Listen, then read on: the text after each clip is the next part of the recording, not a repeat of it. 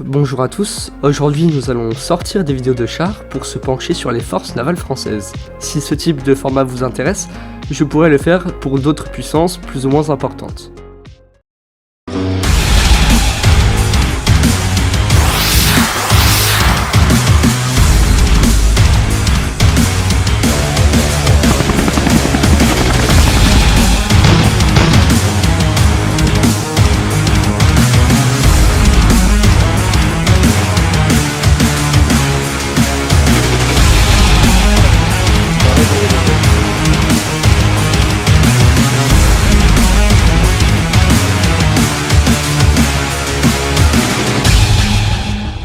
La Marine nationale fait partie des forces armées françaises avec l'armée de terre, l'armée de l'air et de l'espace, la gendarmerie et les services de soutien interarmés. Nous n'allons pas nous attarder sur le côté historique de la marine, si vous voulez en savoir plus, je vous mets un lien en description. La marine française est l'une des meilleures au monde, elle est même, d'après le CEMM, la meilleure marine d'Europe avant la flotte britannique. La branche marine nationale a un effectif de 39 000 personnes, comprenant les commandos marins, les fusiliers marins, les plongeurs démineurs, les marins-pompiers, les pilotes de chasse, les techniciens, les officiers et encore plein d'autres, mais je ne cite que les principaux. Sur le plan du tonnage, la flotte britannique demeure devant la flotte française avec plus de 400 000 tonnes de bâtiments contre 280 000 tonnes pour la flotte française en 2017.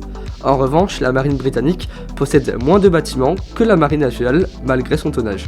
On peut diviser la marine nationale en trois grandes catégories, les sous-marins, les bâtiments de combat et les bâtiments de soutien. Actuellement, la flotte française de surface comprend environ 120 bâtiments de plus de 100 tonnes qui sont essentiellement des navires de combat.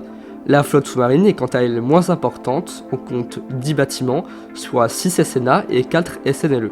Les sous-marins sont la clé de la dissuasion nucléaire française, un SNLE est constamment en alerte dans les eaux internationales, personne ne connaît sa position exacte au risque de compromettre la dissuasion mise en œuvre. Les SNLE sont des sous-marins ultra-modernes qui sont regroupés au sein de la force océanique stratégique FOST. Ils sont actuellement basés à la base opérationnelle de l'île Longue sur la presqu'île de Crozon.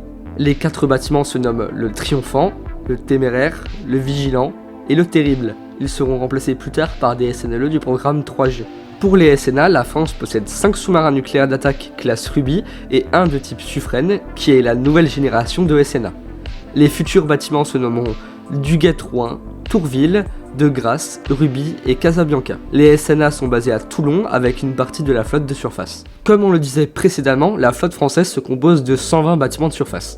Parmi ceux-ci, on peut relever des bâtiments de combat, comme 2 FDA ou frégates de défense antiaérienne de classe Horizon, 7 frégates multimissions de classe Aquitaine, une frégate anti-sous-marine de classe Georges Legge, qui d'après moi est un peu dépassée, et 5 frégates furtives de classe Lafayette. Comme cette vidéo se doit d'être courte, je ne vais pas épeler tous les navires de la marine.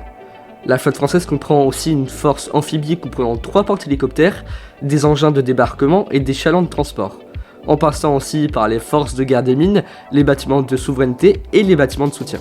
Sachez que la marine possède sa propre force aéronautique, mais qui est navale bien évidemment, aussi appelée Avia. Cette force compte 177 aéronefs et 4 bases d'aviation navale BAN. Toute la flotte tourne autour du groupe aéronaval qui constitue le noyau de la flotte, car celle-ci comprend le porte-avions Charles de Gaulle, bijou de technologie français. Car oui, la France et les États-Unis sont les seuls pays à posséder un porte-avions à propulsion nucléaire. Les groupes aéronavals, représentant une part importante des capacités de projection de puissance militaire des pays, dont les marines sont dotées de porte-avions, il s'agit d'un outil militaire qui permet à son détenteur de figurer parmi les grandes puissances. La majorité des bâtiments de la marine sont basés à Toulon, mais le commandant de la zone maritime atlantique, Ceslant, est basé à Brest, ainsi que le commandant de la zone maritime Manche et mer du Nord, comme Nord, est basé à Cherbourg. Pour finir, ayons un esprit critique et extérieur. En portant un regard macroscopique sur la marine nationale, on voit que celle-ci est construite avec cohérence et ambition pour pouvoir durer dans le temps. Mais quand on se rend compte qu'en 2 ans la Chine a la capacité de produire autant de destroyers et de frégates que n'en dispose la France, même la Russie, qui est pourtant 25% moins riche que la France, aligne 5 voire 6 fois plus de sous-marins et 3 fois plus de navires de surface. Donc oui, il y a un problème, mais qui n'est pas que présent dans la marine, on peut distinguer ce problème dans les autres branches de l'armée. Des décisions trop tardives, des accords qui arrivent avec du retard, ainsi que le Made in France qui augmente le prix de fabrication des bâtiments. Je vous laisse débattre de ça en commentaire. Sur ce, bonne fin de journée.